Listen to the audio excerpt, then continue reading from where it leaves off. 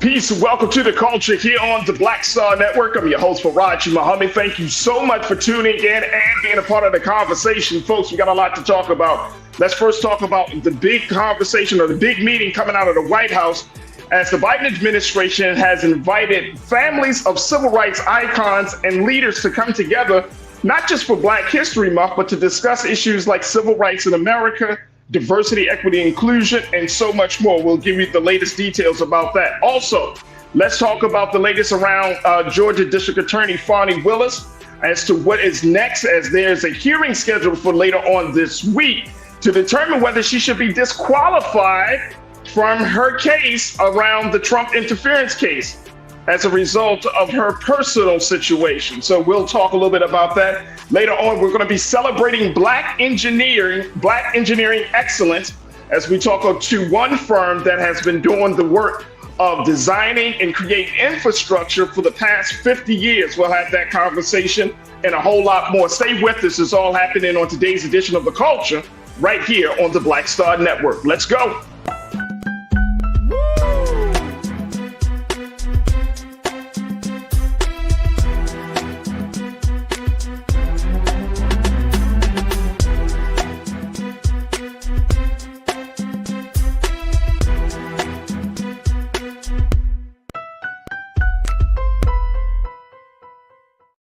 All right, folks, welcome to the culture here on the Black Star Network. I'm your host, Farajii. Thank you so much for tuning in and being a part of the conversation. And happy Tuesday, folks. Happy Tuesday. Hopefully your week is starting off well. We are going to have a lot of great discussions, and I welcome you to join us. So make sure you tune in as we're streaming on a number of different platforms. First, let's talk about our home platform of blackstarnetwork.com. Just go to our website today, download the app for free, follow us on social media at Black Star Network. And we truly appreciate you giving some time and attention to us. Now, we also ask that you give us just a little bit, just something that you can offer as a donation as we are continuing to build this platform, and we need your support. We would love to have you as an investor and stockholder. So make sure you go to our website today at blackstarnetwork.com, and you can see all the latest news and information, the work that we're doing, and hopefully we can gain your support. And if for those who have already supported, we thank you so much. Also, we're streaming on Amazon News on your Fire TV. Make sure you check us out there. We're also streaming on Amazon Prime Video, and you can find us on the Prime Video app under Live TV The News, or find us on Amazon.com under Prime Video, then Live TV The News. We're also streaming on Freevee Network, where you can find us on now under News, and on Plex TV. 24 hours a day, 7 days a week. Just search for Black Star Network or find us in the Live TV, the News, and Opinions. Now, we're also streaming on Big Brother Roland Martin's social media pages, so you can check us out on his Facebook page, Roland Martin's Facebook page, as well as Roland Martin's YouTube channel. And that's where you'll find on both of those spaces the beloved community of the Culture Crew. And big shout out to the Culture Crew that's gathering in the chat, whether you're on the X platform, I see you. Whether you're on Facebook, I see you. And here on the YouTube chat, thank you so much for being a part of it. Pastor Damon Blissett, Deidre Hall, I see you. Tiana, the Stephanie Humphrey channel, Pauline Hart. We got my man, Brian Christian. Thank you, Brian. Arlene Starks, Lori Parks, Boza Blix, King Kid. Welcome, welcome. Thank you, Cindy D. Thank you for checking in. Pretty Brown Mimi, 726. I see you, the ABX girl. Come on, who else we got in here? We got all types of folks. And yes, Pastor Damon, Big Brother Damon, I got you. Black engineers will be celebrated today. I know that's the great work you're doing. So I'm sure you're going to appreciate that conversation in a little bit. But let's kick it off, folks. Let's talk about the latest coming from the White House as the Biden administration is doing its part to make sure that Black folks are not forgotten, especially during Black History Month. And the White House has decided to host the families of civil rights icons and Black heroes and sheroes, Black leaders, Black historical figures. This is a meeting that has happened today, actually, this afternoon. You're talking about the descendants of those who have been working in the liberation struggle of our people. Let me just share with you just who we're talking about here. Take a look at this. This is the latest from the Associated Press, that the Biden-Harris administration on Tuesday afternoon will welcome the descendants for a reception where they will engage with White House officials, members of Congress, and each other. Now, the convening also comes amid efforts to roll back diversity, equity, and inclusion programs and diminish the importance of Black history. Take a look at the invited guest list, folks. You're talking about descendants and families of Frederick Douglass, Booker T. Washington, Reverend Jesse Jackson Sr., Malcolm X, Martin Luther King Jr., Emmett Till, Harriet Tubman, Rosa Parks, Jackie Robinson, Ida B. Wells, Dred Scott, Homer Adolph Plessy, Sally Hemings, Oliver Leon Brown, Rodney King, and George Floyd. Wow. Wow. You're talking about family members, descendants of all of those great folks. And this is a conversation that the White House wanted to have during this month, of course. This is like convening to talk about what the future is going to be moving forward for Black America.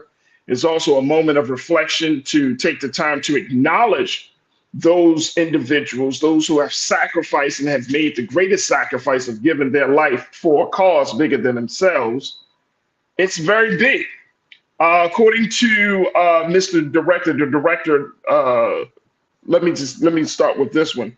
This will be the first time that these descendants and families of the civil rights leaders and historical figures will gather at the White House to discuss existing civil rights issues in America. The first time, folks. Now, the guests will be welcomed by Stephen Benjamin, who is the director of the White House the White House Office of Public Engagement, who will deliver the remarks on behalf of the Biden-Harris administration. Director Benjamin said today's historic convening serves as a reminder that Black history is a living chronicle with new chapters added daily. Under the leadership of President Biden and Vice President Harris, the administration honors the legacy of these change makers and their families, not just in words, but by working to realize the vision of America that they fought and died striving to achieve. Yeah, a big, big historical moment. And I want to get your take on this. We're going to take a quick pause. When we come forward, I want to get your take on this. Any thoughts that you may have around the White House during this, getting that word mixed up, but anything that the White House is doing to honor those brothers, those sisters, our Black heroes and sheroes, those civil rights icons, those Black historical figures, bringing their families to the White House, having conversation, bringing folks together, and at the same time shoring up the legacy that all of those great men and women have laid and had the trails that they have blazed to get us to this point. What's your take on this as we are continuing to do our part to talk about the works of that has happened around the country around Black History Month? What's your take? Join us in the conversation. Post your comments in the chat as we're streaming live on Roland Martin's Facebook page and Roland Martin's YouTube channel. Got to take a quick break. When I come back, I'd love to get a couple of comments from you, crew, as we talk about this historic gathering of civil rights and Black historical figures, families, and descendants at the White House. Stay with me. The conversation continues on the other side here on The Culture on the Black Star Network.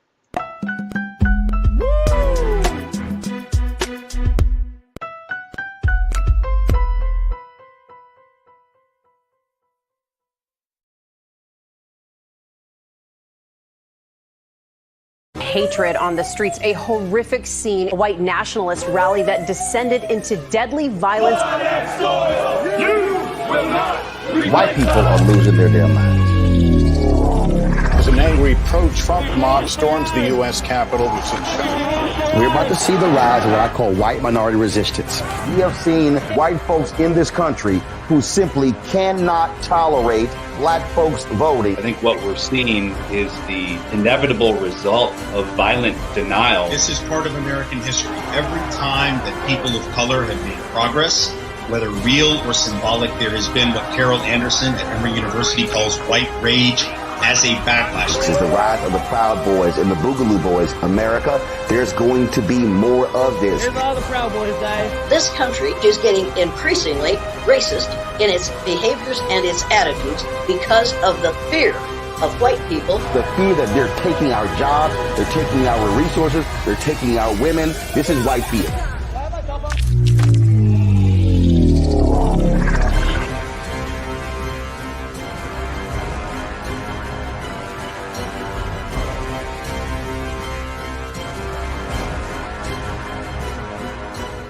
Black Star Network is here. Oh, no punch! I'm real revolutionary right now. Thank you for being the voice of Black America. All momentum we have now, we have to keep this going. The video looks phenomenal. See, there's a difference between Black Star Network and black-owned media and something like CNN. You can't be black-owned media and be scared. It's time to be smart. bring your eyeballs home. You dig?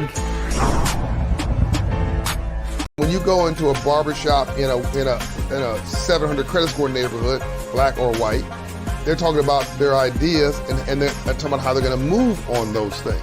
You go to a barbershop in a 500 credit score, equal brilliance, but bad culture, they're talking about other people. You go to a winner's barbershop, here's what I'm doing. You go to the barbershop of where people feel defeated, they talk about other people, either celebrities or people they admire, but also often, I don't like Joe. I don't like Roland Martin. Well, let me tell you something. I don't understand people. How could you not like anything here you see? You should just be like, this is amazing. It's cool. You may not even like how he does it or how I do it, but it's like, you know what? They're succeeding. They're killing it. All you should be is, that's fantastic. But if I don't like me, I'm not gonna like you. If I don't feel good about me, it's hard for me to feel good about you. If I don't respect me, don't expect me to respect you. If I don't love me, I don't have a clue how to love you. And here's the big one. If I don't have a purpose in my life, I'm gonna make your life a living hell.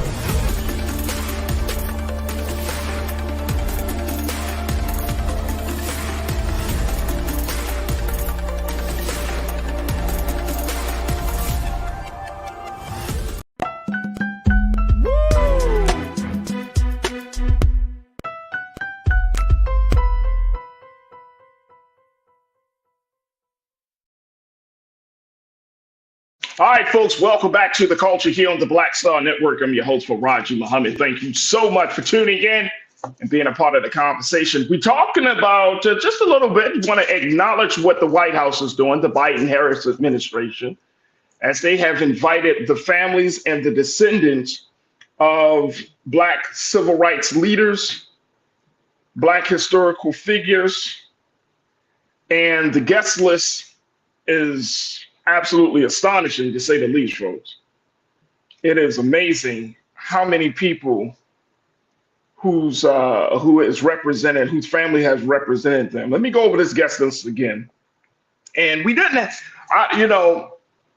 there's so many ways that you can interpret a moment like this. You can say, oh, well, it's political and all of that stuff. But at the end of the day, You've got to talk to people who have lived through the type of uncertainty that we're currently in right now. You got to talk to them because, I mean, I would just like to be a fly in the room. I'm gonna be honest with y'all, because I would love to hear the stories of all of those individuals, what they can say about those great ones that came before us, and some of the little nuggets of knowledge and wisdom and guidance that they can offer to us at this point. Just being in the room. You know what I'm saying? Like just being in the room. I'm not even thinking politics. I'm just thinking about history. I'm thinking about listening to groups of people talking about what they experienced, how they were able to get through some of the most tumultuous, chaotic times that this country has ever been, how they have been able to stay faithful, how they have been able to persevere. I mean, just to be a fly in the room, y'all.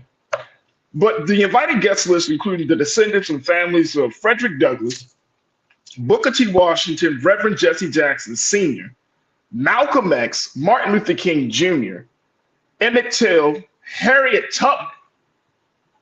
The descendants of Harriet Tubman. Wow. Rosa Parks, Jackie Robinson, Ida B. Wells, the great Ida B. Wells, Dred Scott, Homer Adolph Plessy, Sally Hemings, Oliver Leon Brown, Rodney King, and George Floyd. Now, this is what an administration is supposed to be doing, right? Bringing people together, using that pulpit, using that space and that platform, and say, let's talk to these folks. Let's talk to these folks. All right, let me hear what y'all got to say on this crew as we talk about this. Pauline, you said, I love that lineup, Pauline Hurt. I love that lineup. Wish I could be there. I mean, come on, right? Right? Just to be a fly on the wall, just to listen. Like I said, I just want to listen to the stories. Just want to hear the stories. Cindy D, you said it. No other president has done this. That means something. That is true. Got to give credit where credit is due, right? You got to give credit where credit is due. That is true. That is true. Lana, my sister. Historically amazing, politically grift. Yeah. I don't know, Lana. I mean, maybe. We wouldn't know, right? Like, I mean, yeah, it could be. Like I said, it could be seen through that lens. But the fact is, it happened. It happened. Stephanie Humphrey Channel, and I appreciate you, Lana. You're right, though. Historically amazing. Nothing like this has been done before. This reception is amazing. Stephanie Humphrey, that's what you're saying, sis. You're saying this reception is amazing. My hope is that the words of wisdom shared will be used to implement and encourage change. They need a second reception so business leaders can hear and learn from these elders. Come on, come on. Come on, Stephanie. You're absolutely right, sis. I hope so. Because the one thing that I hate to see happen, y'all, and like I said, I would, let me just direct y'all first. Let me just say this before I say my point. I would say go to whitehouse.gov, y'all. Y'all know this is 2024. We're going to have some homework. We're going to have some homework moving forward, y'all. We're going to have some homework. Right on the front. Hey, Keena, can you pull that up, big bro? Just pull the whitehouse.gov up. And look at this, y'all. I think that's it on the front. You can take me out the shot, bro. Let me see. I think that's the first one. I think they have that on the shot. Remarks by President Biden at the reception in recognition of Black History Month. I think that's the first shot. But that's whitehouse.gov. And y'all can find all the details, what was said, all of those things from this website. This is the official website of the White House. But it's big. Yeah, they got to make some changes on this White House Gov. Because when you click the link, it gives you a different story. But it's they probably still updating, to be honest with y'all. But I mean, it is what it is, right? It happened. It's actually happened. Nicole Spicer, you said its guest list spans over 100 years. I didn't even think about that, Nicole. I did not even think about that. That's a great point. I did not think about that. It spans over 100 years. Damn. That is true. That is true. All right, Tiz, let's bring some heat. Said Farajii. Tiz said Farajii, enough talking. We need things to get done in the Black community. We can talk about the history later. This is just a distraction from what's going on in Black communities. I mean, I can definitely understand the sentiment, but given the changing landscape of where we are politically, y'all remember now, I told you how the Republicans are moving, right? The Republicans are moving like, okay, we need to get a woman, we need to get more minority candidates, we need to get more candidates that are veterans. They are moving with a different strategy. So this could be an opportunity, and again, we don't know yet, but this could be a regroup type of moment, a moment where the administration said, all right, we need to regroup, we need to figure out something different. So I get the sentiment, I definitely get that energy, Tiz, that, you know, we got to get some things done. But if it's taking a moment to recognize and to hear those who have walked this path, the elders and the descendants and the family members, it could be a great moment to reinvigorate, to bring some momentum. I don't know, but I hear what you're saying. You're absolutely correct. Tony's Time, you said, welcome to the chat. You said this will not sway the young Black folks. They need to see improvement in the community, not a luncheon.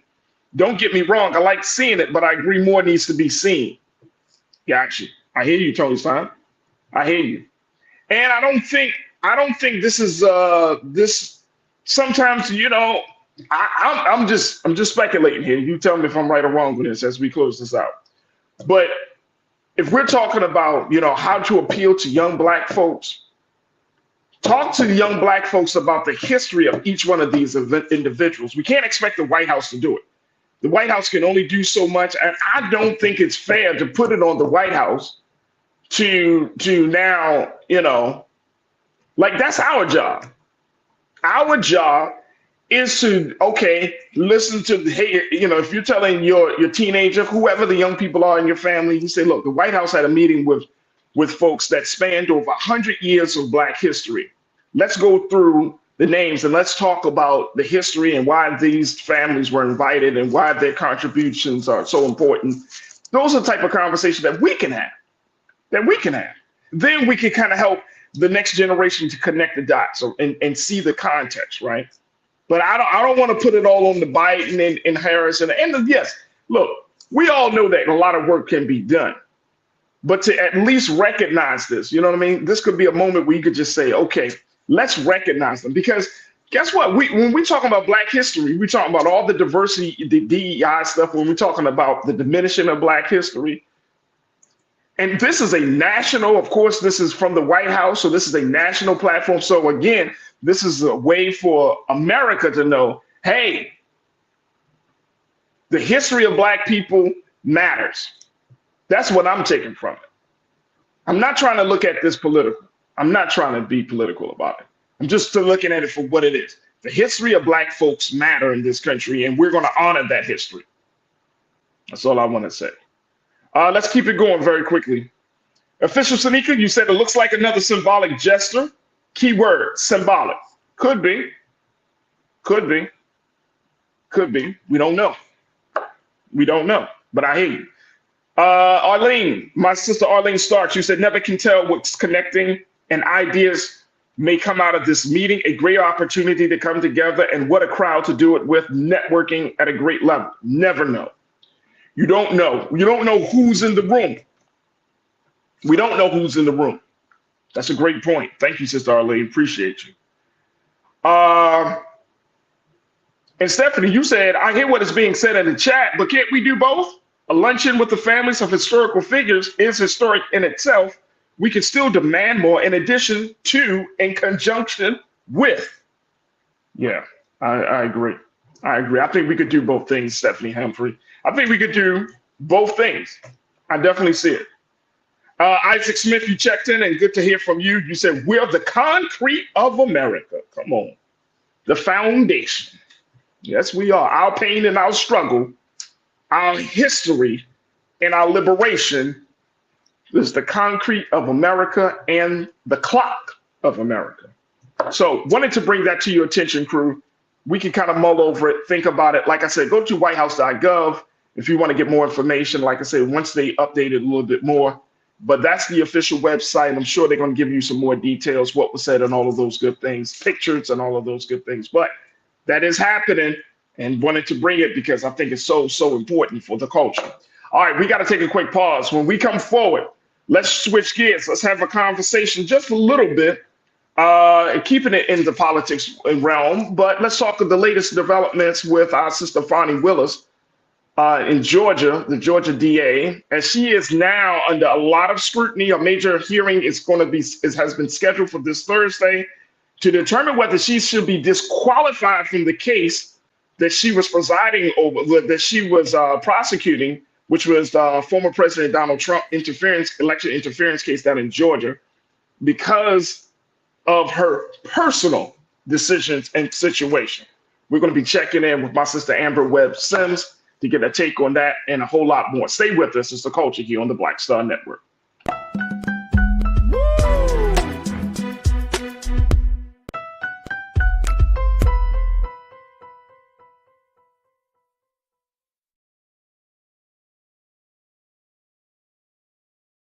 Hi, I'm Dr. Jackie Hood Martin, and I have a question for you. Ever feel as if your life is teetering and the weight and pressure of the world is consistently on your shoulders? Well, let me tell you, living a balanced life isn't easy. Join me each Tuesday on Black Star Network for A Balanced Life with Dr. Jackie. We'll laugh together, cry together, pull ourselves together, and cheer each other on. So join me for new shows each Tuesday on Black Star Network, A Balanced Life with Dr. Jackie.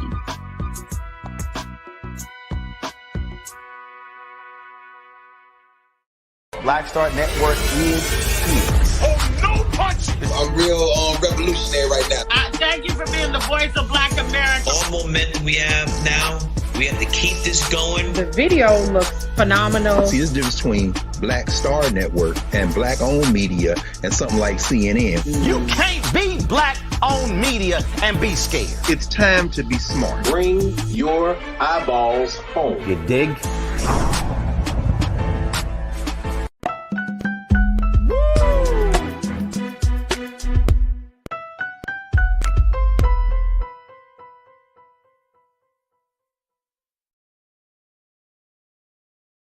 All right, folks, welcome back to The Culture here on the Black Star Network. I'm your host, Farajii Muhammad. All right, let's continue the conversation, talking about politics in a little bit. As we talk about the latest coming from Georgia with our sister Fani Willis, the district attorney down there. As we know, she was the one that was prosecuting the election interference case of the former president. Now she's on the hot seat because of her personal life. And yesterday, the judge in the Trump election case says that it is possible that the district attorney, Fani Willis, could be disqualified over misconduct allegations. This is coming from Fulton County, Georgia, Superior Court Judge Scott McAfee. He made this remark while denying the district attorney's request to cancel a hearing involving misconduct allegations against her. And so that hearing is scheduled for this Thursday. That's Ms. Fani Willis there. And it's scheduled for this Thursday. And this is a hearing to determine whether she should be taken off this case. Wow. How did we get here? How did we get here? All right, I want to bring in my sisters. Y'all heard her before. She's an attorney. And I'm always grateful to have her insight and her thoughts on these matters. So I want to bring my sister, welcome her back to The Culture here on the Black Star Network, my sister Amber Webb Sims. Amber, welcome back. How are you today? I'm great. Thank you for having me back, Farajii. I appreciate it. I appreciate you.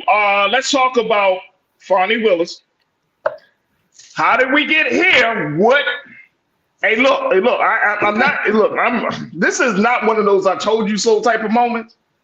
But this is one of those moments you're like, damn, Yeah. That's all I could think. Like I'm gonna be honest with you, Amber. I heard it, and I know that people. I mean, yes. Now we at this point where this whole situation just went left. It just went left. Talk to me. What do you make of this, and what do you make of Judge McAfee's his remarks saying that it is possible that she could be disqualified, and what can we expect from Thursday?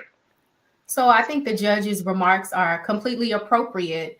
I think he made the right call in refusing to quash the subpoena and cancel the hearing because unlike Donald Trump, people who are sworn to follow and uphold the law have a duty to do that. And it seems in this case like Judge McAfee is doing that.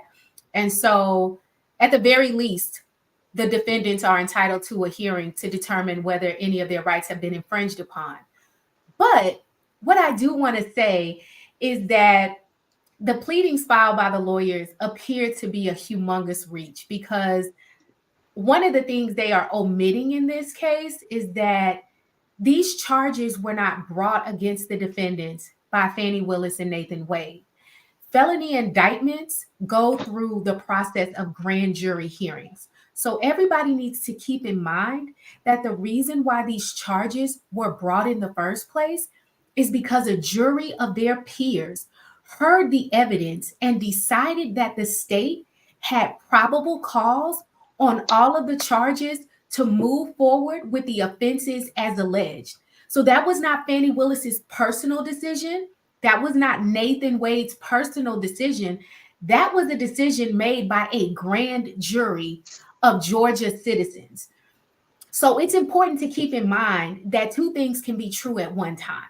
It can be appropriate for a judge to determine whether disqualification is necessary, while we need to also keep in mind that the grand jury decided that the charges were appropriate and that there was probable cause to move forward. Those were not personal decisions made by any of the people involved in this case. And so we need to keep that in mind. So you're saying essentially that there is room for both of these things, that both of these things can be justified legally. Yes, absolutely. So remember that the judge has the duty to decide whether the law is being followed. And so if the defendants file a motion alleging that there has been impropriety, then it's their burden to put on evidence to establish that. But a relationship between prosecutors does not on its face amount to any indication that there has been impropriety in how the case has been handled. And again, it does not change the fact that a grand jury has decided that probable cause exists. And that is what we need to stay focused on here. A grand jury has decided, not Fani Willis, not Nathan Wade.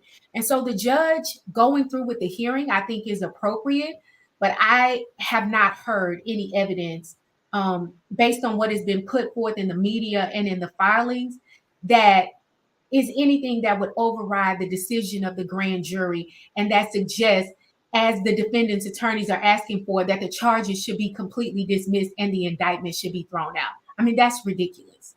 No, I think that's ridiculous as well. But what happens, and I want to get your take on this, and then we're going to take another pause, but what happens, like, let's just think in the possibilities of all scenarios, right?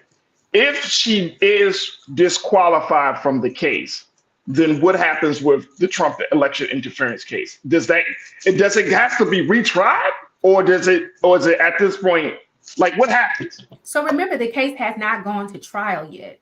So this is essentially an issue of administratively who would be bringing those, who would be the representative of the state.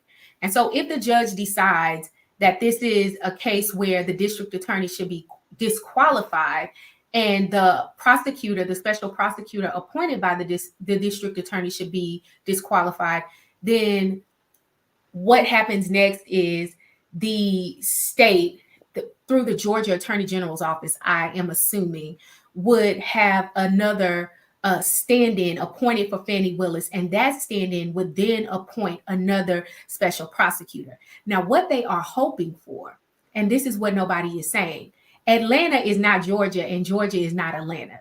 So obviously the political proclivities of prosecutors in counties outside of Atlanta are much more sympathetic to Trump. And so what they want to happen is they want Fani Willis to be disqualified, and they want a special interim district attorney appointed from another Republican county inside of Georgia that they are hoping will ultimately positively influence this case and how it is handled in the defendant's direction. That is what they want to happen. Right.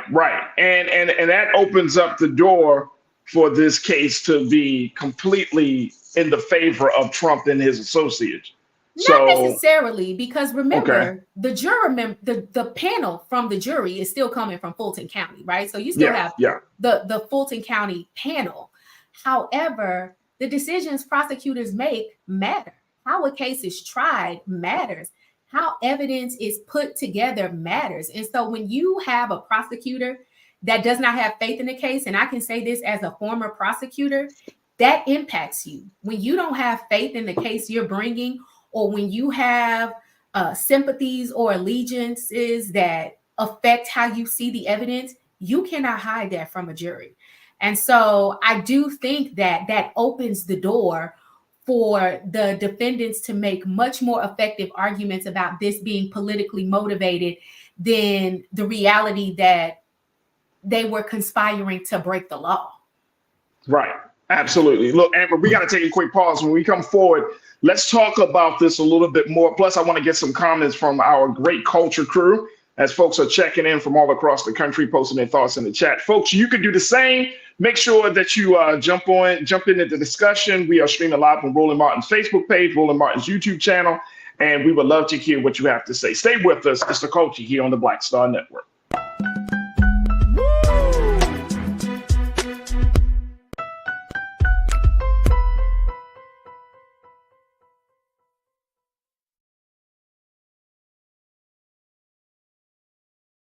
Pull up a chair, take your seat. The Black Tape with me, Dr. Greg Carr, here on the Black Star Network. Every week, we'll take a deeper dive into the world we're living in. Join the conversation only on the Black Star Network. Black Star Network is here. Oh, no punch! I'm real revolutionary right now. Thank you for being the voice of Black America. All momentum we have now, we have to keep this going. The video looks phenomenal. See, there's a difference between Black Star Network and Black-owned media and something like CNN. You can't be Black-owned media and be scared. It's time to be smart. Bring your eyeballs home. You dig?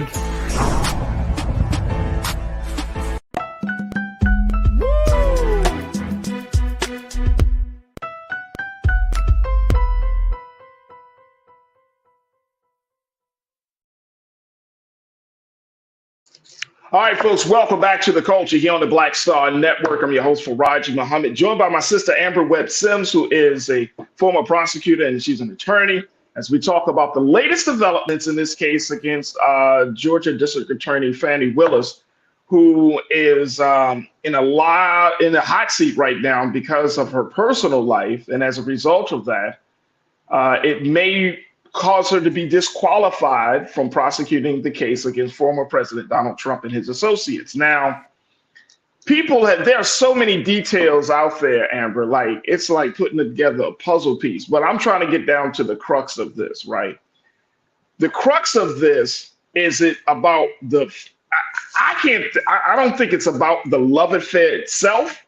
I think it's more about the money that Mr. Wade, Nathan Wade, the prosecutor, that he earned, and as because of his relationship, that becomes a questionable thing.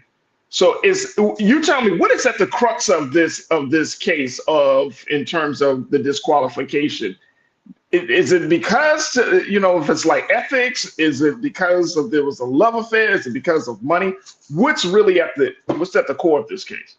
So the defendants really are exploiting an ethical requirement. So the rules of ethics that govern attorney conduct is that there cannot be any impropriety, right?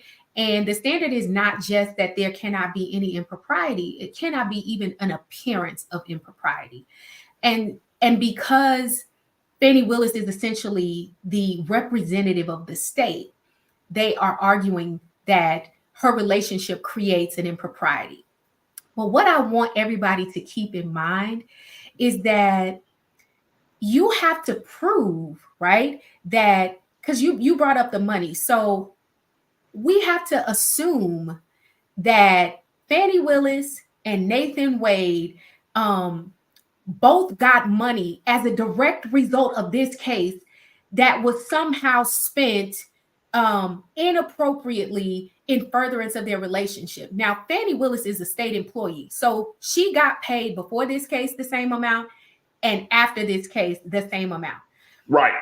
Nathan Wade was appointed as a special prosecutor, but I don't think there's been any dispute. He also had income prior to this, right? Like this wasn't a case where he was completely impoverished starting at zero. And so one of the things I'm interested about is how do they prove that the dollars they were spending were dollars arising from this case? I mean, Fani Willis is a salaried employee of the county or the state, depending on how Georgia does it. When I was a prosecutor, I was an employee of the county. You get a salary. Your salary doesn't change because you are handling a high-profile case. And Nathan Wade, similarly, now that's where kind of the issue arises. And this is where we're going to see whether these lawyers really have the chops or not. Because one of the things that is slightly concerning is whether they're going to allege that whatever rate he negotiated was, improperly or wrongly influenced because of the relationship. However, I suspect that much like counties across the country, those rates are set by the county commissioners.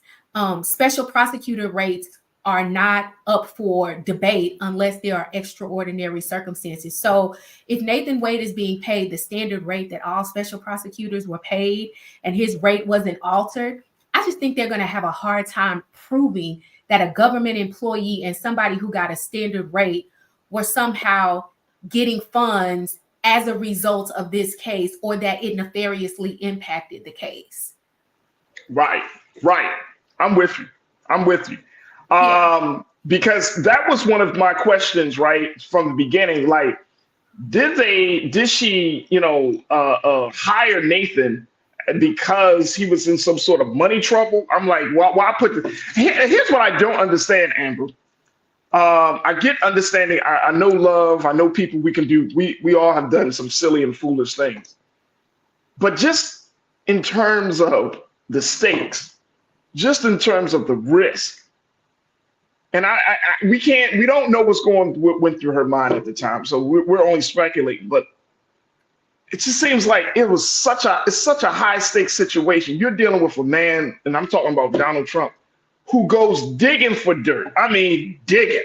That's where he lives, in the gutter, right? And to take this risk, to take this chance, it's hard for me to wrap my mind around. Like, you took one of this is the biggest case probably of your career, of your life, and you made a risk of hiring your lover. Yeah, it's absolutely reckless. And I'll tell you, one of the things that makes it the most reckless, not particularly from Fani Willis's point of view, although she should have known, is child Nathan Wade is going through a whole divorce, and ain't nobody messier than a divorce attorney. And so the fact that wait a minute, Amber, did you say nobody? Wait a minute. Nobody is messier than a divorce attorney. A family law attorney, let me tell y'all, family law is incredibly messy. And so I do think there is a level of recklessness here, absolutely. And quite frankly, the level of recklessness is so high that it almost supports what Willis and Wade are contending, which is that the relationship developed after he was appointed as special prosecutor. Because it's like, sir, you got a whole person out here that's coming at you for, presumably child support, alimony. You talking about his ex-wife? Yes, Like, you thought that her attorney was going to find out you was having a whole. That's how the defendants found out, because of Wade's almost ex-wife's family law attorney. It was in his family law filings, the allegation of the relationship between Wade and Willis, and that's how the defendants found out about the relationship, because it was brought up in the family law proceeding. All right, so because this is 2024, it must be, this is the year of messiness and truth. I don't know what the hell that. Yes. Cat Williams ain't got nothing on a family law attorney, okay? Okay. This is the year. What do we? All right, I'm gonna ask you two questions. I'm gonna ask you this question related to the case, and then I got a second follow-up question about the larger culture of this case. First, let's talk about the case itself. If she decides to step down, and I see some of the crew members are saying this, if she decides to step down before this hearing, which is in the next 48 hours, then what happens, if that even happens? If she decides to remove herself from the situation, then does this just like completely disappear? What will happen? So she's in a pickle. And I think this is part of the reason, quite frankly, she hasn't stepped down, because now her credibility is impugned. So even if she does, decide, well, let me step down to avoid the appearance of impropriety, and let me appoint or ask for another special prosecutor or an interim district attorney, I think that the defendants are still going to have the same argument. Well, if she appointed her man last time, how do we know this person is truly, unbiased and disinterested? And so I think she knows that she sort of unfortunately backed herself into a corner, because her ability to credibly self-select her replacement has been called into question, right? And also, even if she does step down, it's not going to stop the defendants. A long time ago, a law professor of mine told me, when you are representing somebody, if you can't argue the facts, argue the law. And if you can't argue the law or the facts, then confuse the hell out of everybody. So the defendants they're not going to stop. And I think that's part of the reason why she's not stepping down, is because she knows they're not going to stop. They're going to keep doing whatever they can to make as much dust and as much muck, not only to score political points, but to try to taint the jury pool. Because remember, this is a jury trial. There's no jury right now. So the same way you are talking about this on your news platform and it's being written about and covered, they are trying to taint the jury pool. They know exactly what they're doing. I don't think we can say it enough, Amber. This is messy. Yes, it is messy. It is messy. It is messy. Karen Connor, my sister, you said family law is reckless and messy, 100% with the laughing emojis. It actually is. Oh my gosh. So she can't even remove herself from this situation without there being some consequences. And if she stays on, she's going to have to go through being dragged with consequences. So she put herself in it. Here's the bigger question. As Black folks in this country, we were kind of rooting for some level of justice against this former president. We were rooting for her because she was a Black woman in a position of power and influence. And it seems like there was some movement for us. What do we do with this? What should Black America learn from this? Because we've been having on this show talking about Black folks. Unfortunately, there's a double standard in this country. Yep. We can't just be great. We got to be super great. We got to be, Beyonce level great. You know what I'm saying? Like, there's this double standard. So what do we take from this? Because now I think a lot of us were so disappointed. I think a lot of us are just like, I knew it. And I think a lot of us are just, it really does undermine the faith and hope that we have in any sort of idea of justice. So what can you speak to? How can you speak to that, Amber? Well, I want to challenge us to look at it differently, because I think that what is happening right now shows that when actors are honest, right, the system works, right? So the system is working. The relationship has been exposed. Unlike what Trump did when he was in a position of power, nobody's trying to undermine his constitutional rights. Nobody's trying to deny him the hearing and the due process, both procedurally and substantively, that he is entitled to explore the evidence. And this is not the example historically Republicans have laid for us. You know, remember, there were certain places and spaces they didn't even want to hold hearings. This is the same country that won't even allow us to study gun control as a public health problem. This is the same country that won't even allow us to study reparations as a way to remediate the issues happening in Black America. So I want to encourage people to look at it differently. This is how the system is supposed to work. Even when you don't like somebody, even when you're not a fan of theirs, he has been able to present his evidence to the judge. He, it seems, has a fair arbitrator, somebody who is willing to allow him to present his evidence and get a fair hearing. And so that's all that we can all hope for. And I will also say this about Fani Willis. Yes, it is reckless. Yes, it is irresponsible. But I think at the end of the day, this has all been overstated. And I hate that it happened on a national stage. But at the end of the day, I think the ultimate remedy is going to be to have Nathan Wade removed from the case and to have another special prosecutor appointed. Because substantively, nothing that has happened up until this point has been a problem. The grand jury indicted. The case has moved forward. There are 2 other prosecutors that have been doing the primary heavy lifting. And it seems, for all intents and purposes, that Wade has been more of an administrator directing how things should happen.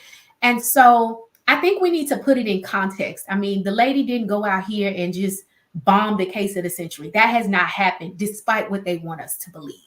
That's absolutely right. And I saw what you have to say on this, Pamela and Camilleri. You said, can Nathan step down and choose another prosecutor? And you saying he might just have to do that. And, he can't choose, but he should step down. Right. That is exactly what I think should happen. I think he should step down and another special prosecutor should be appointed. Man, I haven't, and I know we got to take a quick pause, but I haven't heard really much from Nathan Wade. I don't think he has spoken to the media. I mean, we've heard from Fani Willis, obviously. Because he don't want to mess up his divorce. He ain't talking because he's getting a divorce. That's what people don't understand. This is messing him up in his divorce. So he ain't going to say nothing because anything he says can be used against him in his divorce. Oh, wow. Wow. That is crazy. Hey, look, Amber, very quickly, we got to go, but Thursday is another hearing. What can we expect? 30 seconds. I think that the judge is going to disqualify Nathan Wade. I'm not entirely certain the evidence is there for Fani Willis, but for certain, I think we should expect Nathan Wade to be disqualified. I don't think the indictment is going to be dismissed, though. Wow. Wow. There it is right there. Amber, we got to bring you back on. Absolutely. As we see how the situation plays out. Amber Webb Sims, make sure y'all check her out here on The Culture, and we truly appreciate you. Thank you so much, Amber. And thank you for having we look forward to reconnecting with you soon. All righty. Y'all have a good day. You too. All right, folks, we got to take a quick pause. When we come forward, let's switch gears. Let's talk about how we can celebrate Black engineers. Stay with us. That conversation is up next here on The Culture on the Black Star Network.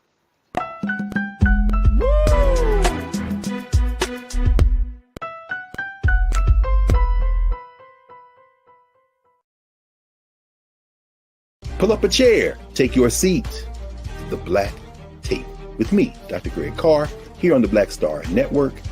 Every week, we'll take a deeper dive into the world we're living in. Join the conversation only on the Black Star Network. Hi, I'm Dr. Jackie Hood Martin, and I have a question for you. Ever feel as if your life is teetering and the weight and pressure of the world is consistently on your shoulders? Well, let me tell you, living a balanced life isn't easy. Join me each Tuesday on Black Star Network for a Balanced Life with Dr. Jackie. We'll laugh together, cry together, pull ourselves together, and cheer each other on. So join me for new shows each Tuesday on Black Star Network, A Balanced Life with Dr. Jackie.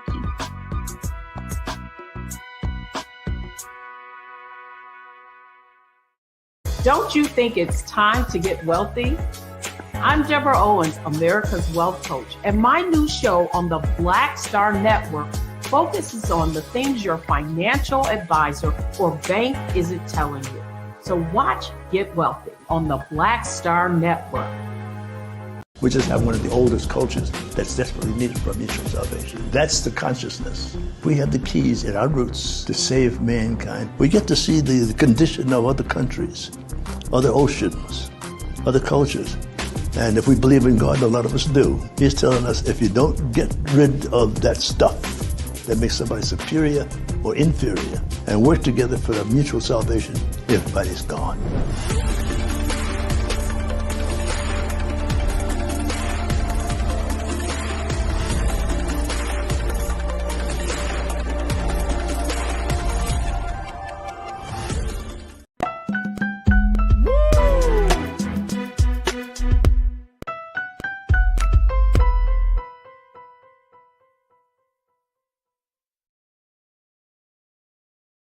All right, folks, welcome back to The Culture here on the Black Star Network. I'm your host, Farajii Muhammad. Thank you so much for tuning in and being a part of the conversation. Man, oh man, what a fantastic first half of the show. If you didn't get a chance to do so, be a part of Team Replay and check us out on blackstarnetwork.com.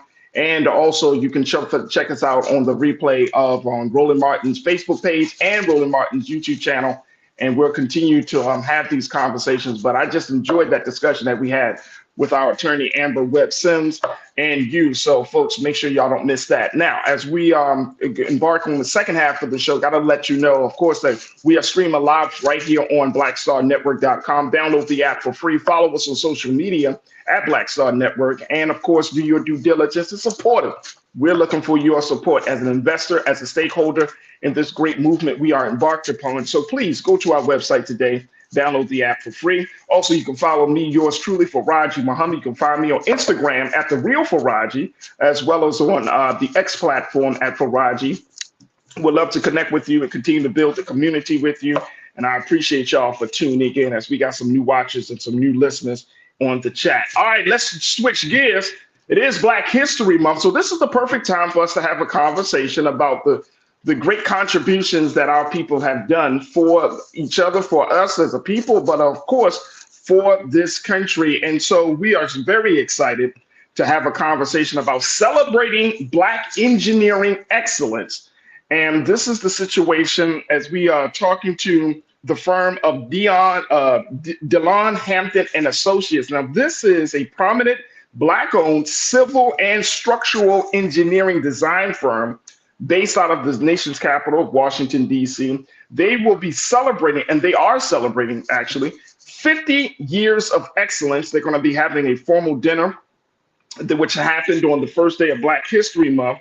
And they're talking about the great work that DHA has been doing for the past 50 years. They have been a pioneer in shaping the infrastructure. They provided innovative solutions in land development, water management, transportation, and aviation. Some of their most high-profile projects include the U.S. Capitol Visitor Center, Nationals Park, the international airports in Atlanta and Washington, D.C., as well as Metro Rail projects in Atlanta and here in Los Angeles. And so we are so excited to have joining us the DHA's principal, president, and chairman of the board, Mamo Asifa, joining us now. Mamo, thank you so much for joining us here on The Culture on the Black Star Network. How are you? Thank you. Pretty good, Farajii. How are you? I'm good. I'm good. This is a very important time for DHA. Definitely. This is a very important time. So let's talk about this. One of the fascinating parts about this celebration and why we wanted to highlight you on the platform is because we don't really get a chance to talk to Black engineers. One of our great culture crew members, one of our watchers, Damon Blissett, he's an engineer.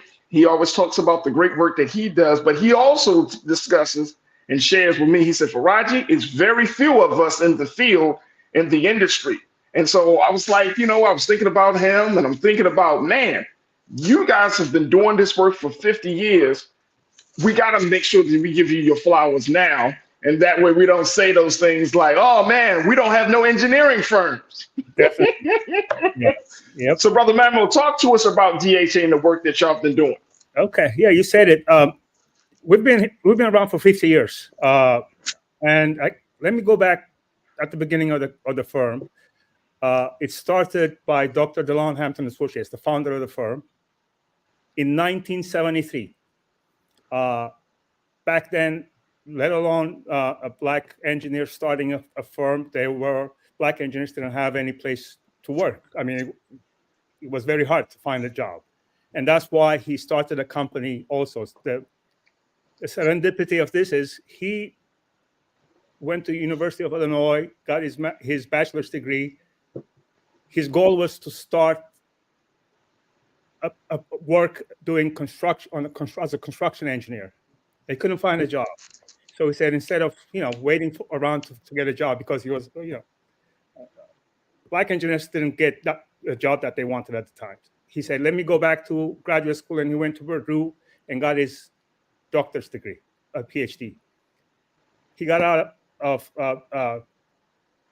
Purdue with a PhD, and his goal was still to go work in the private industry. And at the time, there was no position. So he went into academics. He became a professor at Kansas, New Mexico, Kansas University and New Mexico, and ultimately at Howard University as a professor. And that's when he started his company at Howard University while he was teaching. He started in 1973 at DeLon Hampton Associates. And that's 50 years ago. And back then, the thing is, you said it before in the previous program, you have to be super great or great. They expect you to do that. And he was super great and great. And that's why he was able to found a company. They still expect us to be that, but back then it was even worse. So the fact that he started a black-owned firm in 1973, he had to be that. And luckily, he succeeded. He started this company and run it for almost 50 years. I assumed this position about 5 years ago. He was actually on the helm until 2018. That's when I assumed the position. So almost, and he passed away in 2020. So he held it for a long time. And when I assumed this position, I'm actually on the shoulder of people like him that started a firm and run it. And he was one of few. And others started after that, but none for 50 years. Right now, we are the only one that have been around for 50 years. Right there, that statement is loaded. When I say so DHA has been around for 50 years. Is this the oldest black-owned engineering firm in the country? You can say yes, the black-owned consulting engineering firm. There are black-owned construction companies, builders in construction, but as an engineering consulting engineering firm, you can't find anybody that's been around for 50 years. Wow. If you go around and look at the majority firms, you'll see people, you have names like, I don't want to call names, but the engineering companies are named by their founder, but their founder have not existed for about 150, 200 years. I mean, that's common in the majority consulting engineering firm. For us, we're celebrating 50 years, which is a milestone by itself. The fact that we can say that is a big deal, because there are no other black engineering firms that can say that. Oh no, not at all. That's a big milestone right there. That's huge. And Brother Mama, I want us to before we move on, I want to take another quick pause. But when we come forward, I want to kind of get your take as to what the engineering landscape looks like. What does the field look like, especially for the next generation of black engineers? I'm from the city of Baltimore, and I worked at Morgan State University for many, many years. So I know that's a huge part of the program. The engineering program is world renowned from Morgan State. But I want to talk to you as you're in that position. Like, what does the engineering field look like, and what's the future for black engineers? So I want us to have this conversation as we're celebrating Black engineering excellence here as part of our Black History Month coverage here on The Culture. Folks, stay with us. Join us in the chat as you share your thoughts and give your questions as well. Glenette, I see you. So I'm going to pose your question as well to Brother Mamo. And folks, make sure y'all stay tuned. It's The Culture right here on the Black Star Network.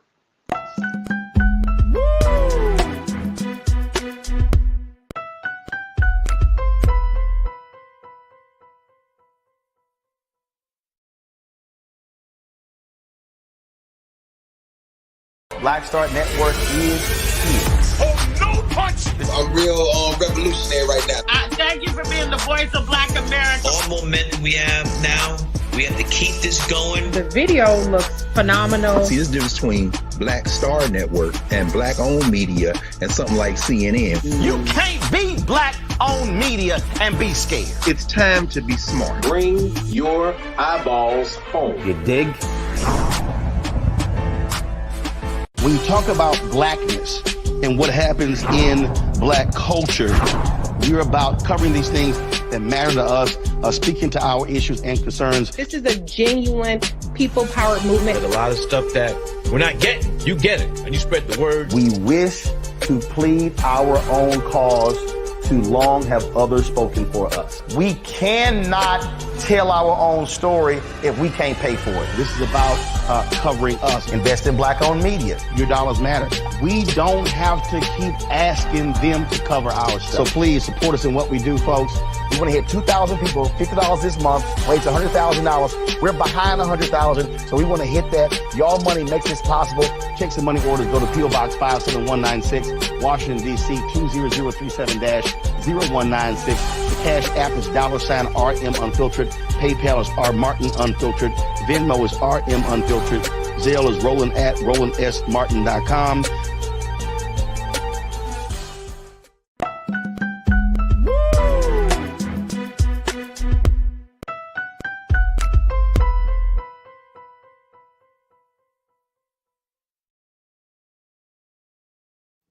Folks, welcome back to The Culture here on the Black Star Network. I'm your host, Farajii Muhammad. I've been checking in with Brother Mahmoud Asifa, who serves as the principal president and chairman of the board for DeLon Hampton and Associates, a prominent Black-owned civil and structural engineering design firm based in D.C., as they're celebrating 50 years of work, of service, of excellence, engineering excellence this year.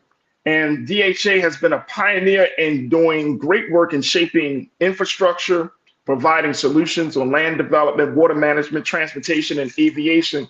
I mean, this is high-tech stuff, folks. Let you take me out the picture. Let me just throw this website up here, because, Brother Mano, I think that sometimes we have a limited view of the greatness and the excellence that we bring to the table, even in 2023, going into 2024. So, Brother Keenan, let's just put their website up, because I want to make sure that folks understand the work that DHA has been putting in. Look at this, y'all. They have been addressing the nation's largest and most technically challenging projects. I mean, they have worked on some of the big, huge, high-profile projects, including the U.S. Capitol Visitor Center, the Nationals Park, international airports in Atlanta, of course, in Washington, D.C., they've done some Metro Rail projects in Atlanta and here in Los Angeles. Man, look at this. Look at this. So, Brother Mahmoud, again, I appreciate you for joining us as you are celebrating the work of all that you guys are doing. What is the landscape? What is the current field looking like right now for Black engineers? I mean, it's still, just to throw in a number, I'm a civil engineer. Other civil engineers, the total Black civil engineers is 6% of the entire civil engineering profession. So, having said that, there are Black engineering firms that we're working with right now. I mean, when you say the landscape, you mentioned Morgan State. We actually have one of the largest buildings that's going to be constructed at Morgan State. We are the structural engineers for that. It hasn't happened yet. Wow, that's crazy. That's crazy. I didn't even know that. I'm gonna let y'all know. I didn't even know that, brother. Yeah, and we've done work at Morgan State and Howard. And one of the things that we need to continue to do is there is what they call social capital. You probably know that. I mean, we have to look out for each other. I mean, Black engineering firms cooperate, do joint ventures together, and go after bigger projects. I mean, that's something we're going to be doing forward, and we have done before. The reason is the playing field is not still, I mean, it's still not level. I mean, it's going to take time. I'm sad to say that, but it's not. But DHA if you look at all the projects that you've run through right now, and all the projects that we have done, is a testament to what we can do. But there is still a stigma of being a Black engineer because the expectation is you are there to meet a certain requirements, not because of what we've done. And even though we've been around for 50 years, I've done all these projects. The one you're looking at right now is Gallery Place. We're a structural engineer. That's in Chinatown here in DC. The metro, we've done significant projects all over the country. In Puerto Rico, we're doing work. It's still not common to be, we're seeing, the fact that we are talking right now means that there is no, the field is not level. Because if it was, it would be normal. But it's 50 years is not normal for a Black-owned firm. What was the landscape 50 years ago, Brother Mamo? What was the percentage of Black engineers back in 1973? Way less than 6%. But firms were the only one. As far as company, that DHA was it basically. Consulting firm, structural engineering, civil engineering firm, we were it. Especially we started in DC. We went to Atlanta and LA. We had offices over there. So it was very few. So there was a period of time, especially in DC during Marion Barry's time, there was a move to empower Black engineering firms. And that's when we grew significantly. That's when we did the metro, all what you've seen in DC, all of our projects. So that's what I call, social capital. We have to look out for each other to grow. So wait a minute, let me make sure I understand that, because I think that is a critical part of the history. Under Marion Barry's administration, when he was the mayor, they called him the People's Man. I've done a little research on Brother Marion. He was instrumental in making DC the chocolate city it has become known for, right? Yeah. But Marion Barry, he was the one that hired DHA to do some of these big projects. Is that what you're saying? That's where we were prominent. Yeah, he was involved in the projects that we have done, like the Reef Center, for example. It was named after him. We were the structural engineer for that, the Reef Center on 14th Street. I don't know if you know DC. Yes, sir. Yep. Okay. Yeah. And we've done the Wilson building right now, where the seat for the DC government. So there was an exposure. There was a concerted effort at that time to empower black designers, architects, and engineers. So, Brother Mamo, do you think? Because we have more Black, and now that I'm hearing this part of the history, it makes me wonder, we have more Black folks in positions of mayors and governors than we have at any other point in our history and at the history of this country. We have more Black folks in those elected positions today. Why aren't we seeing that type of social capitalism taking place as you saw back in the time of the great Marion Barry? That's a very good question. That's something that, there has been some, but not as much as there should be. That's a question we're asking also. Not only that, there is programs. Currently, I know in DC there is a big. That's why we're in DC. It's CBE firms, is what they call it, Certified Business Enterprise. We are one of the longest firms in DC, so we get some preference because we have been here, and that's a good thing. But a lot of the programs that were around didn't foster growth.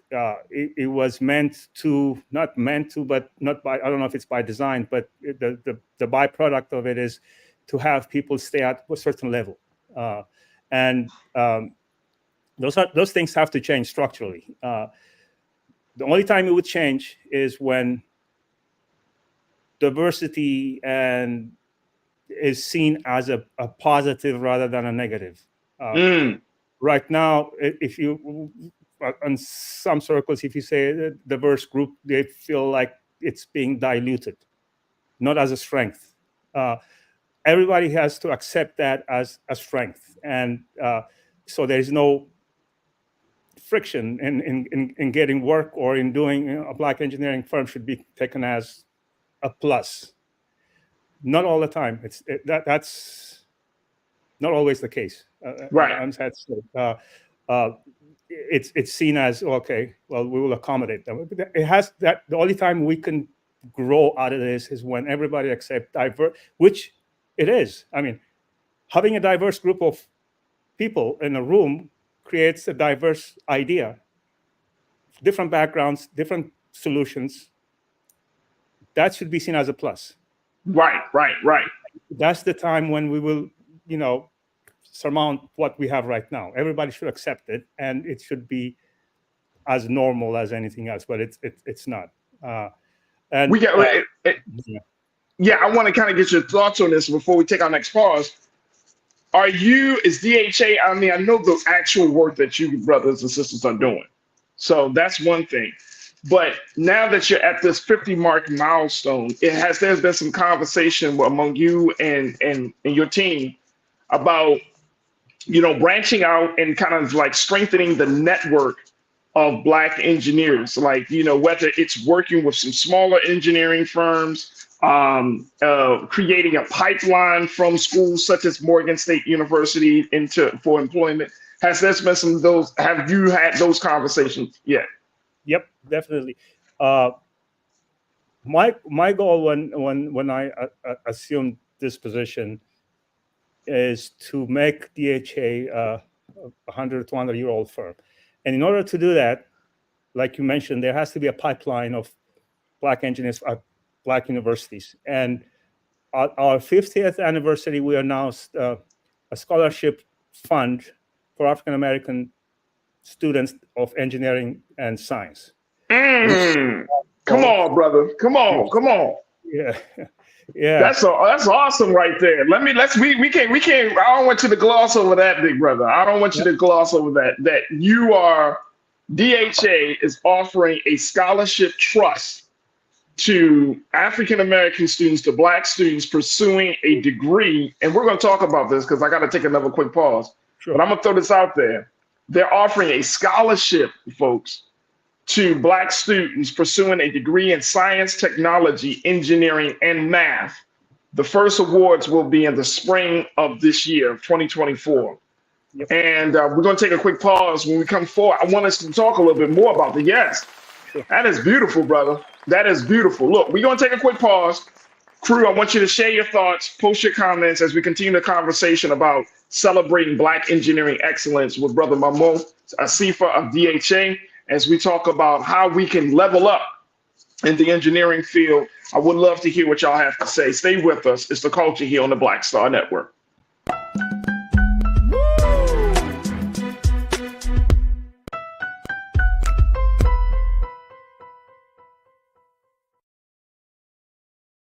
When you talk about Blackness and what happens in Black culture, you're about covering these things that matter to us, speaking to our issues and concerns. This is a genuine people-powered movement. There's a lot of stuff that we're not getting. You get it, and you spread the word. We wish to plead our own cause. Too long have others spoken for us. We cannot tell our own story if we can't pay for it. This is about covering us. Invest in Black-owned media. Your dollars matter. We don't have to keep asking them to cover our stuff. So please support us in what we do, folks. We want to hit 2,000 people, $50 this month, raise $100,000. We're behind 100,000, so we want to hit that. Y'all money makes this possible. Checks and money orders go to P.O. Box 57196, Washington, D.C. 20037-0196. The Cash App is $RM Unfiltered. PayPal is R Martin Unfiltered. Venmo is RM Unfiltered. Zelle is Roland at RolandSMartin.com. We wish to plead our own cause. Too long have others spoken for us. This is an opportunity for us to be able to speak to our issues. Y'all better understand something real quick. We ain't going nowhere. It is a continual battle that we see all across this country. Revolution will not be televised. The revolution will be streamed. All momentum we have now, we have to keep this going. He makes sure that our stories are told. Roland Martin's doing this every day. You can't be black-owned media and be scared.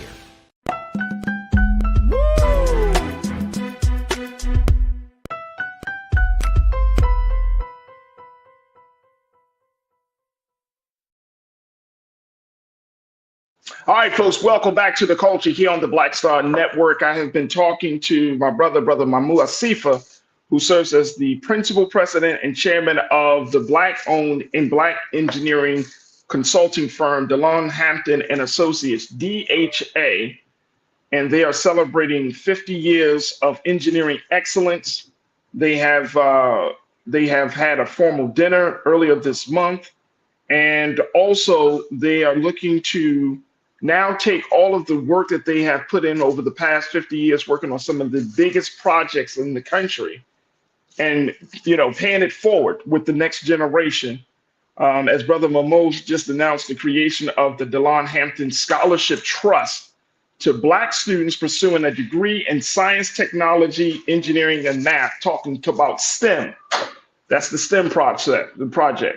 The first set of awards will be in the spring of 2024, and this is an opportunity to really get Black children, Black students in these fields to pursue a career in engineering.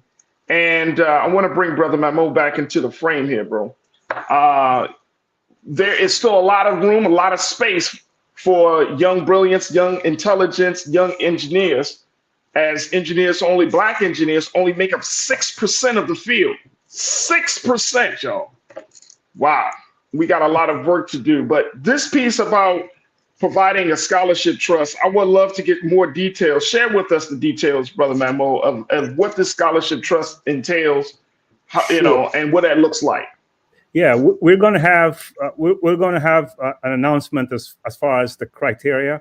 We started it this year, and there is metrics as far as what we will look for on how to differentiate between awardees, but technically it's going to be a significant amount. Whoever is going to be winning the scholarship, we have a number of students that we're going to do every year, and it's going to be like a 4-year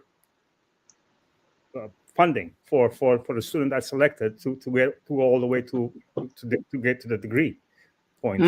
Wow. So it's going to be announced, and we're going to have it on our website as far as how to apply and all that. We're setting it up as far as what we're going to look for. I mean, like I said, it's an African American students. And one of the reasons, just back up a little bit, sure. This is very important as far as getting people, African American students, to go into the STEM.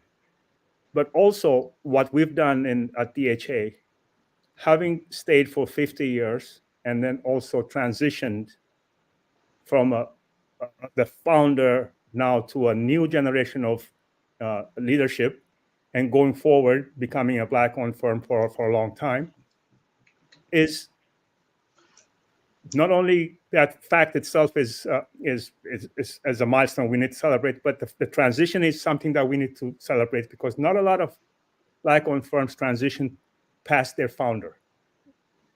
Once the founder passed away, the firm goes away. Right. This is a few firms that have transitioned to the next level.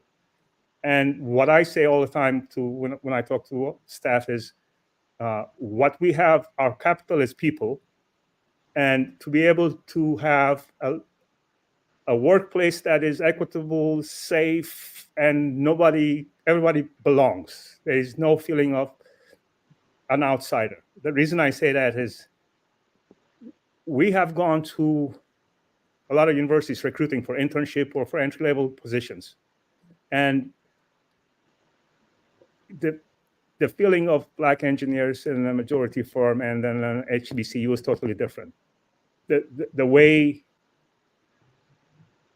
the feeling of not belonging, the feeling of being quote unquote feeling that they're not worth it, or an imposter, feeling that would not exist at DHA.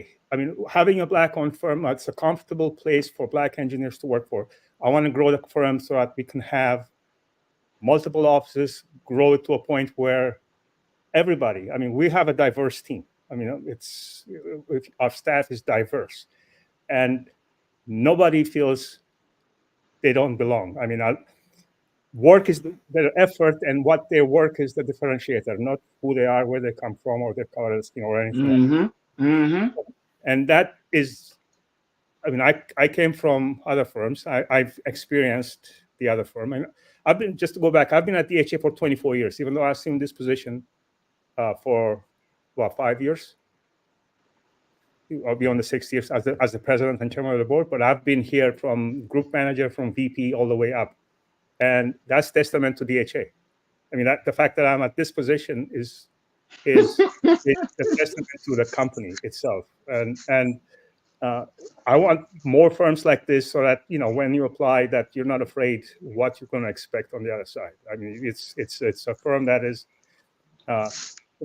all our staff, no matter who, appreciates that, and they feel that.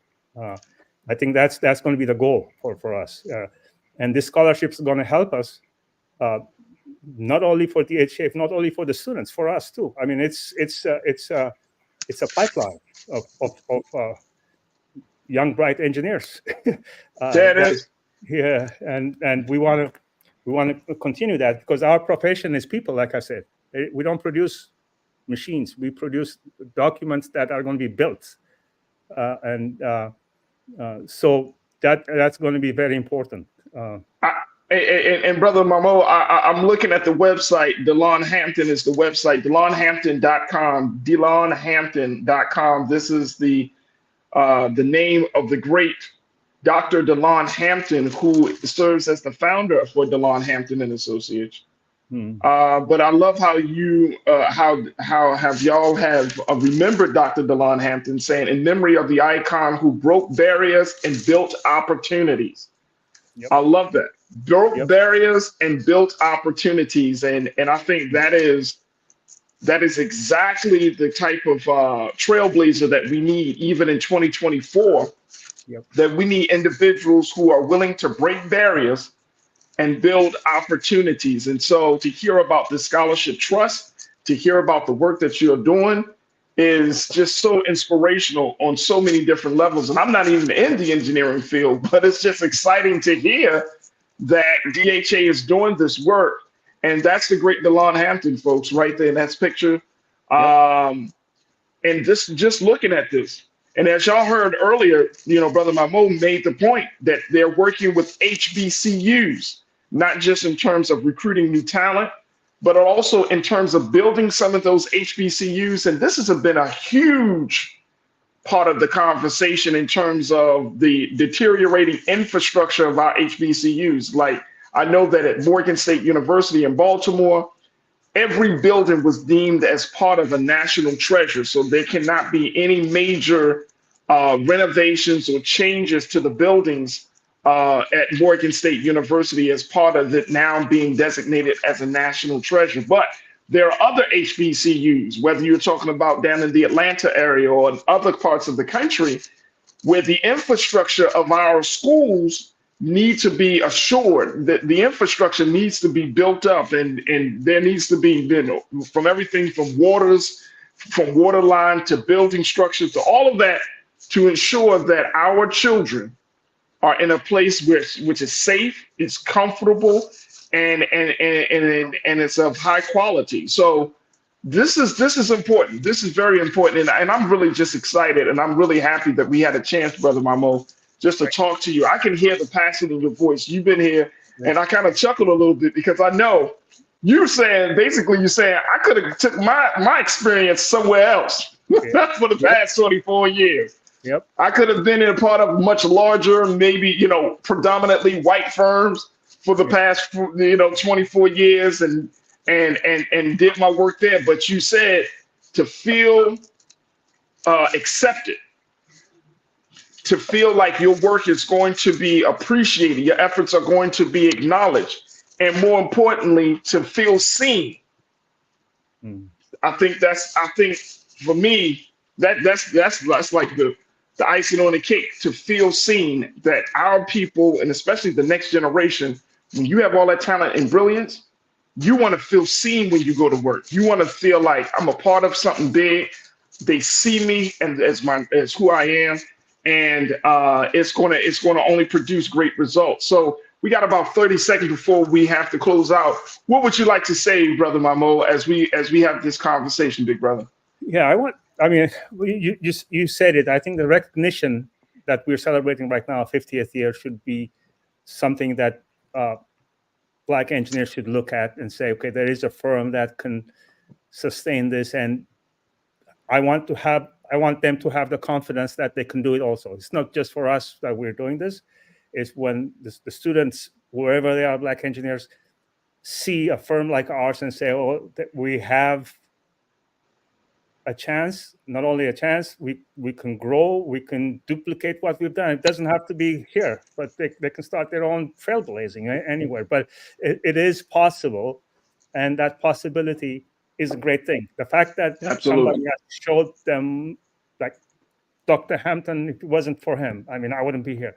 And there are others. I mean, we all know what we're riding on people's shoulder, I mean, from way back, but they can see this and it can be done. And we are going to be looking out for them, in terms of having the opportunity, like you said, breaking barriers and providing opportunity. We're going to provide the opportunity based on their talent and expertise. That's it. They can come from wherever.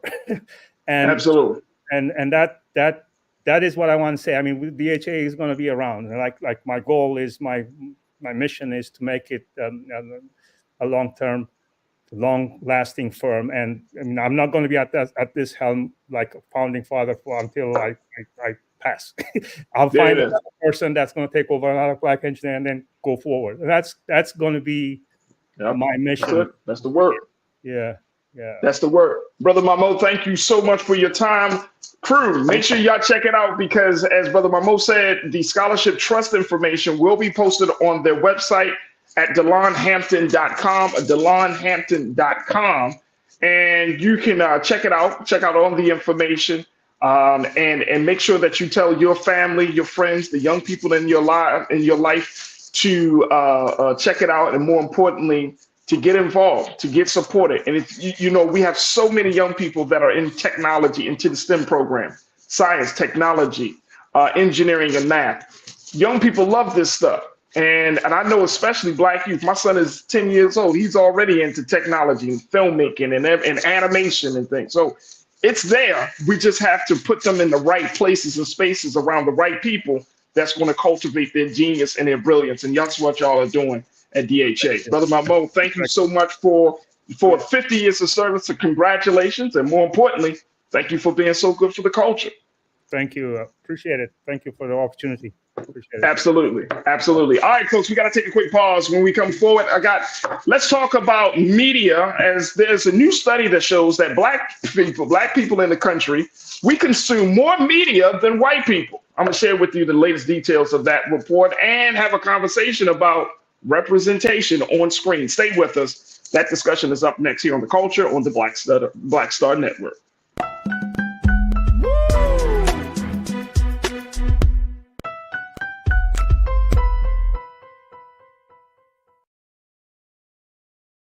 Pull up a chair, take your seat. The Black Tape with me, Dr. Greg Carr, here on the Black Star Network. Every week, we'll take a deeper dive into the world we're living in. Join the conversation only on the Black Star Network.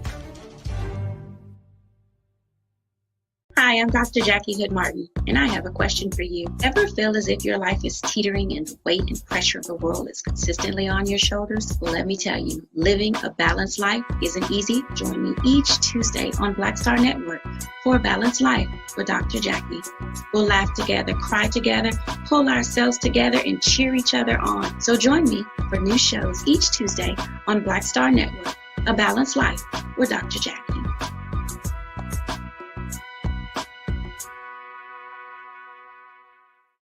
Don't you think it's time to get wealthy? I'm Deborah Owens, America's Wealth Coach, and my new show on the Black Star Network focuses on the things your financial advisor or bank isn't telling you. So watch Get Wealthy on the Black Star Network.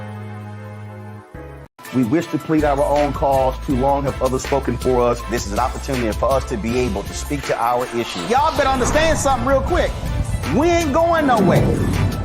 It is a continual battle that we see all across this country. Revolution will not be televised. The revolution will be streamed. All momentum we have now, we have to keep this going. He makes sure that our stories are told. Roland Martin's doing this every day. You can't be black-owned media and be scared.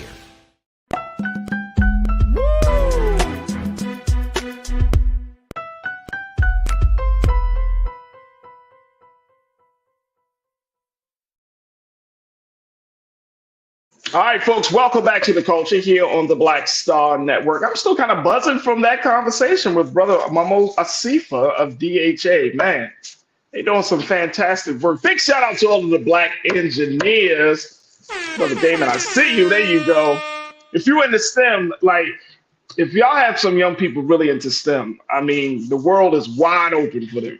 It's wide open. We need more black folks into STEM programs, science, technology, engineering, math, and so much more. I think they even added the arts as well. So some people will even go as far as to say STEAM, you know, when you're talking about the arts, which is absolutely essential. But let's continue to have these conversations and funnel our next generation into these spaces. You know, I mean, yes, sports is all good, but we know that they have a lot more to offer to the world as well. So big shout out to DHA for their 50 years of service. I'm really excited about that. All right, folks, for the final conversation we got for you today, I wanted to just bring it to y'all attention. If you didn't know, as you're watching me, we are engaging with one another. Do you know that black audiences, according to a new study, we consume more media and TV than white audiences? And the latest is showing that we want better representation. Over 2/3 of black Americans, according to this study, reported feeling that black representation in TV and media was inadequate. This is based on a report that was published by Nielsen. And Nielsen is the company that's responsible for all the ratings on TV. They keep track of those things. But they put out this report last Thursday. And let me just share with you some of the details of what they have to say. Take a look at this here, folks. As we talking about Nielsen, they're showing black Americans regularly outpace the rest of the general U.S. population in terms of media consumption. We clock more than 81 hours per week with media such as television, radio, and the internet. For black people 65 and older, that figure rises to more than 92 hours each week, according to the report. What we watching? What we consuming, y'all? What we doing here? What we doing? What we watching? And this is why when people act like, when Brother Roland puts out that, you know, his constant drive to say, look, we need y'all support. We need y'all support. Because why? Because black folks, y'all, look, our eyes are glued to the screens, whether it's from our phones or whether it's on TV or whether we're going to the movies. We're consuming media than any other group in this country. We're consuming a whole lot of media. Now, let me take a look at this. Let's put up quote 2, King. Thank you, bro. This is from the Vice President of Diverse Insights and Partnerships at Nielsen, Ms. Charlene Polite-Corley. She told NBC News that consumption of media can be an important source of connection and community for black Americans, and the report's findings echoed the sentiment. She said, when it comes to the media consumption of black America, it really just means content is key to our culture. Now, of course, Charlene Polite-Corley, she's a black woman. She said, have you seen this show? Have you heard this album? Streamed this latest hit? Those are forms of cultural cachet. Let me tell you, whoo, she ain't lying about that at all, is she? How many of us during the course of the Super Bowl was talking about Beyonce's album, was talking about Travis Kelce? How many of us, I mean, we were just talking all about it. We saw it with Cat Williams' interview, 50 million views, 50 million plus views. We talked about it with Monique interview. I mean, this is, and I think she's absolutely on point when she said these are forms of cultural cachet. Question is, we want better representation. And y'all remember Brother Roland talked about what Issa Rae, the creator of Insecure, the writer of Insecure, what she had to say, how she's put it out there that because of the cancellation of so many Black shows, it has opened up the opportunity and the space for Black folks, content creators, those who are working in the television industry, that has opened up the door for independence to be started. But I want to kind of get your thoughts on this, crew, as we talk about representation. Would you like to see more representation on TV? Do you agree or disagree with this? Post your comments. Brian Christian, you checking in. Thank you so much, big brother. You said, I'm watching animation and action, sci-fi movies and TV shows and conversations online. I'm doing all the same too, big brother. I'm doing all the same. And I watch a whole lot of genres. I've been into the legacies of True Detective. I've been watching a whole lot of stuff, right? But we're consuming media. But I think that it is important that we have this conversation about representation. What does that mean? Because over these past, it was announced that back in last year, the number of shows that were canceled, some of your favorite Black shows, right, that were canceled, beloved shows that were canceled. So now we're in a time where we're not seeing this level of representation enough. And in this time where everybody is questioning the value and the importance of diversity, this is a space that we do it, especially when we're talking about, when we have these conversations about our history, our story, who's dictating the narrative, all of these things, right? We really are looking to Hollywood to kind of be at the forefront of this. But should they be? But guess what? It is our viewing habits that is dictating the agenda. It's our viewing habits. Viewing habits. Just for example, let me go back to the Super Bowl. The numbers came out. This past Sunday, this was the highest viewed Super Bowl. 123.4 million people watched the Super Bowl. They said about 111 watched it on the CBS platform, an additional on other platforms, right? So 120 plus million people watched the Super Bowl. Some even said that if you think about it overseas, it may kick it up to over 200 million. You see what I'm saying? So we're consuming media, and if we're consuming the media at a higher rate than our white counterparts, then that means that we do have some skin in the game to not just call for diversity, not just demand better representation, but this is also an opportunity for us to create the content that we truly want to see. And that's why, like I said, even here on Black Star Network, right? Like, this is the work that we're doing. We're trying to pave the way because we're trying to bring some eyeballs here. Now, like I said, in this report from Nielsen, they talked about TV and media. So you're talking about streaming services. Let me share with y'all. Y'all gonna love this one. This is what's also said in the report as it relates to streaming services. Because I can bear witness. Lord, Lord, Lord. It says Black Americans are more likely than the general population to access 3 or more streaming services, according to Nielsen. Around 73% of Black individuals pay for 3 or more subscription-based streaming services compared to 60% of all audiences. Y'all hear me? I'm gonna say this again. Yes, sir. Yes, sir. Let's say that cash register again, please, Keenan. There it is. We are putting money in people's pockets, y'all, with our eyeballs. Of course, with our wallets, because these streaming services are not free. They started off, so innocuous, like, oh, just $6.99 a month. That's it. Next thing you know, you look on your next bill, that joint $13.99. $13.99. It breaks your heart. Around 73% of Black individuals pay for 3 or more subscription-based streaming services compared to 60% of all audiences. Look at that. According to Ms. Polite Corley, she said, what's the prevailing message for me is that the practice of years past where maybe just having one character wasn't enough, talking about in shows and storytelling, the funny best friend or the nice and loving mom, people want the nuance and intersectionality and the authenticity to be displayed in all of these media spaces. What's your take on this, crew? We got a couple of moments left. I want to hear what y'all got to say on this. Share with me your thoughts on this as we're talking about this. Glenette, my sister, you said there should also be more representation behind the camera. Facts. My son is a producer and people always look at him as if he doesn't belong. Come on. That's real talk right there, Glenette. That is very real talk. You got to get more young people in the film industry, the TV industry.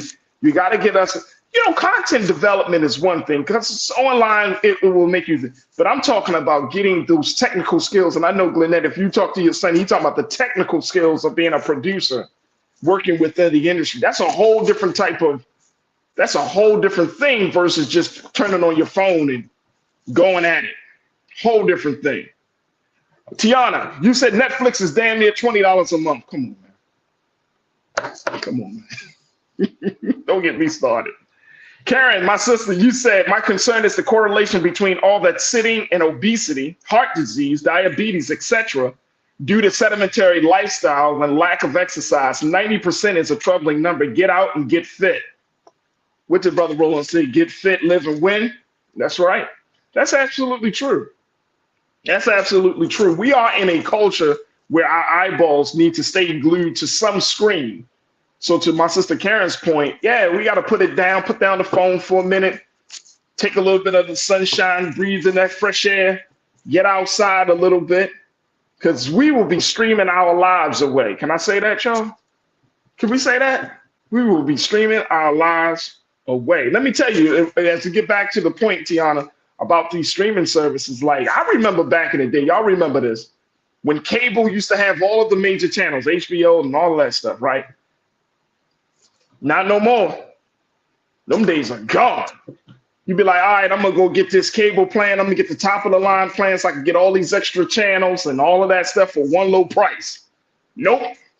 Those days are gone. Now you got to a la carte your TV preferences, right, y'all? Let me get a little bit of that, a little bit of this, a little bit of that. And then if you want to simply watch the local news, y'all know where I'm going to. If you want to simply watch the local news, you got to either pay for that or you got to get a different type of service. I mean, it's crazy. It's crazy. Probably our television menus look like our phone menus. You just got screen after screen of apps. A whole bunch of apps, man. The whole bunch of apps. Who else? Stephanie Humphrey channel. You said I still watch a lot of old shows on Bounce and now Dabble. I never heard of that. I heard of Bounce, but I haven't heard of Dabble. You said I currently don't pay for streaming sites. I think Black Americans consume TV as a means to escape our realities, but way too often. That's a true thing. That's facts. We might, let me just say, TV has become a force within the household, right? Like that is, I think TV has always been like that. Now with all of these additional choices, it just adds to it. So the question is, should we expect or can we expect to see some representation coming from Hollywood? Not if we don't push it. We have to push it. Like if we're talking about telling our stories and using our narratives, we have to push it. And we got to push it through either our wallets or with our eyeballs. We can't, this just comes down to it. A lot of these shows that were Black shows, the reason it got canceled is because either enough people weren't watching or they just wasn't good content. It's just that it is. It's just mixed that. You got to get people watching your shows. The reason that shows like Power and Raising Kanan and those shows that are Power universe thrive is because people are watching them. It's just that simple. And it's not all, if it's a case of a show not being good content, because some of these Black shows, man, so it's just a matter of determining like what do we mean? What does representation mean? And of course, we don't have time to discuss that today, But we should start really thinking about it. Like when we say representation, and I brought this up in the political space, so we could talk about this in the entertainment space. What do we really mean by representation? Is it just seeing a Black person on TV, or is it more? Is it more about our stories being told along with being a Black person on TV? What does that mean? And I think culturally, we have to get some clarity about what that means. Very quickly, as we wrap up, Tiana, you said Rap Stuff was good. Rap was good. Yep, that's the show that was canceled, produced by Issa Rae. Smooth Approach, my brother, you said as a youth, I would have never thought about watching TV on my PC, tablet, or cell phone. Nope, me neither. But guess what, Smooth Approach? That is the way life is now.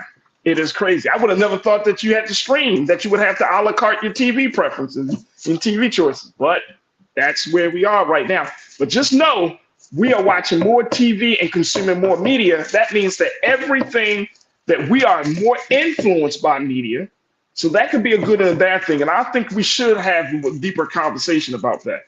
If we're watching TV and media more than any other group in this country, of all the audiences, if we're watching that, then that means that we are heavily influenced by the messages that come from media.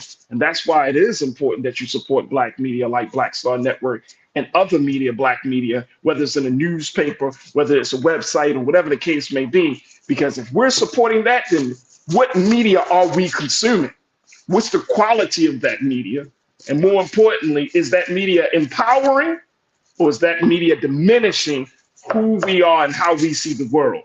It's a lot of questions, but I wanted to at least put that on your mind as we close out today's show. I appreciate y'all so much. I got to get out of here, but I appreciate y'all so much. I thank y'all so much for tuning in. To all of our new watchers, welcome to the culture.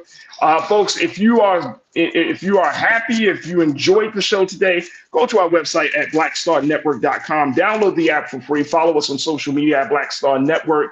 And we ask that you donate, give something, helping us to empower this place that we're in as we are powering through this digital movement. And we would love to get your support and love to have you as an investor and a stakeholder. So please go to our website today at blackstarnetwork.com. Also, make sure you follow Big Brother Roland Martin on all platforms. Follow me, The Real Farajii, on Instagram, and Farajii on the X platform. I would love to continue to be a part of the beloved community called the Culture Crew. And let's continue to support one another. Big shout out to all of the crew that was able to join us in the conversation. And I am out of here. Up next, Roland Martin and Phil to 6 p.m. Eastern Standard Time. As always, folks, never be afraid to challenge what's wrong. Stand for what's right while being yourself in the process. God willing, we will talk tomorrow. Got my sister Suzette Speaks tomorrow. So we will talk with her tomorrow for another exciting edition of The Culture right here, only here, exclusively here on Black-owned media, Black Star Network. We'll talk to you soon. Talk to you. Have a great evening. Peace.